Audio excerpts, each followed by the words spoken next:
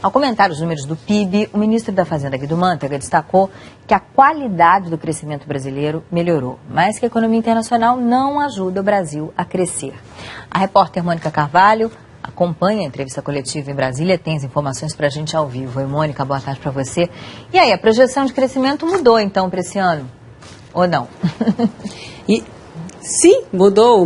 Nós estamos aqui no mesmo auditório onde o ministro da Fazenda, Guido Mantega, estava agora há pouco conversando conosco, os jornalistas, fazendo comentários a respeito dessa divulgação do PIB pelo IBGE. A pergunta principal era essa: a revisão, a projeção vai mudar, vai ser revista, e o ministro confirmou que certamente será uma revisão para baixo.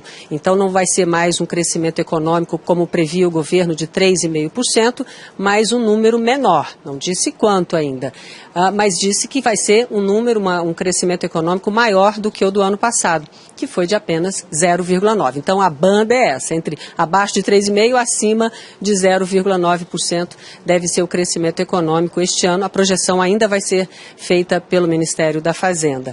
O ministro, como você disse, preferiu destacar a qualidade, a melhora da qualidade do crescimento econômico no primeiro trimestre, como você disse, por conta do aumento de investimentos em máquinas, em produção, para aumentar a produção da indústria. E ele não quis destacar tanto esse crescimento menor em relação ao que era esperado, de 0,6% em relação ao último trimestre do ano passado. Ele preferiu também destacar que, em relação ao mesmo primeiro trimestre do ano passado, o crescimento foi bom, 1,9% de crescimento. Ele disse assim: começamos o ano muito melhor do que no ano passado. E ele lembrou que já tem informações sobre o segundo trimestre deste ano e que os números são muito melhores, especialmente o do mês de abril.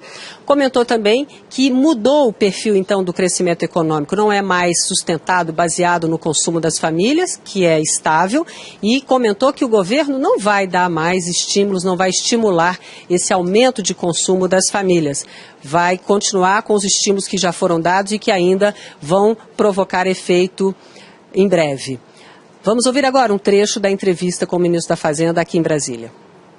Um forte crescimento dos investimentos é o que puxou o crescimento do PIB nesse primeiro trimestre, o que significa um crescimento de qualidade na economia brasileira. Significa que os estímulos que nós temos dado para os investimentos desde 2011, 2012, estão surtindo efeito e o crescimento está crescendo fortemente. Então, o investimento deixou para trás o consumo, que cresceu menos neste primeiro trimestre. Temos que lembrar que este crescimento se dá num cenário adverso da economia internacional. A economia internacional ainda não melhorou e isto dificulta as exportações brasileiras, principalmente de manufaturados, que não cresceram.